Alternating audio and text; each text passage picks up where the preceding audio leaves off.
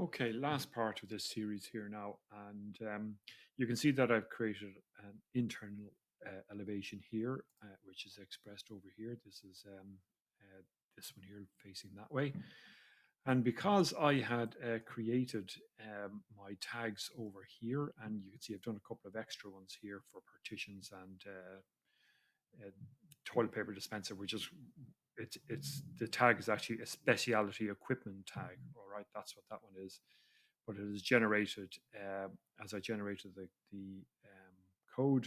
It has generated, and you can see it's a PR product. It has generated the assembly description as well. So once I had those done there, I was able to very quickly tag all of these items in the elevation as well. So again, that is the efficiency of tags coming into it. I did say I was working at a scale of 1 is to 20, and actually I was working at a scale of 1 is to 50. So this is what I want to show you here. I just close this one down so I get a full view here. Now, you might show a bathroom layout at a scale of 1 is to 50, but it's possible that you'll show it at 1 is to 20. Now, watch what happens. If I pick a 1 is to 20 scale, you can see now that my tags have got very small. So here are the tags I've created, and I've rechanged them to be a scale of 1 is to 50. So what I'd need to do with these here is basically do a copy and change the scale up. I did investigate. There is no parameter that I can put in here that would change the text up for me. It seems to have been, I'm not the first one to go and ask that question. Quite a number of people have asked that, and there does not seem to be a way at this moment in time to just be able to pick a 2 mil or a 3 mil or something like that, which is unfortunate. So if I go into that, here's my AT type mark. Let me just pick the 12 mil and see what that does. No, that brings me back to the old one again. So the AT12. No, see, it's not. It's between 12 and 8. It's still not changing the scale of the actual text, which is a pity. So I would need to cancel that. Sorry, I need to go into edit that family, and I'll do a save as here.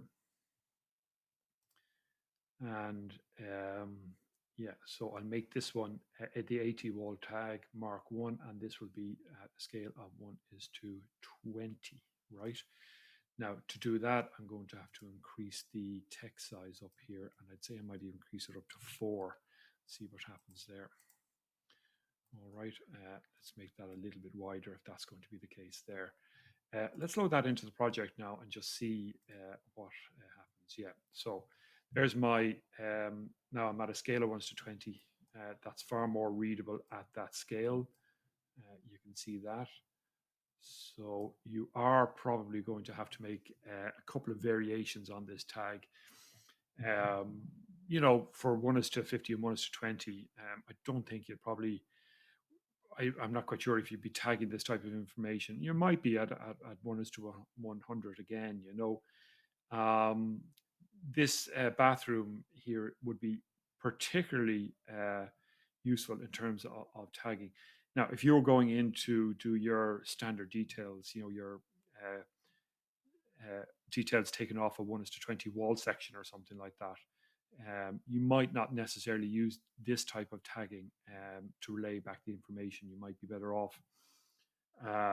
Again, if you've got a fuller description, you could use a variation of the wall tag, which would have not the assembly description and the assembly code, but just a pure and simple description in terms of the wall construction. So you can see that you need to build up, if you like, a variety of useful tags, and I'm starting to do that here now with this. So I've got my 1 to 20, my 1 to 50 version of that, and I might even do a third version of that one there, which would be the AT wall type, but not a mark, right? It will be the wall type, and in the label I will put in the description as opposed to the assembly code in the assembly description. I put in the description, and I would write the description of the wall in place here, something like. So there's my description there. So that's the start of a description of this particular wall. We go into that in perhaps a little bit more detail, saying that it's 12.5 millimeter plaster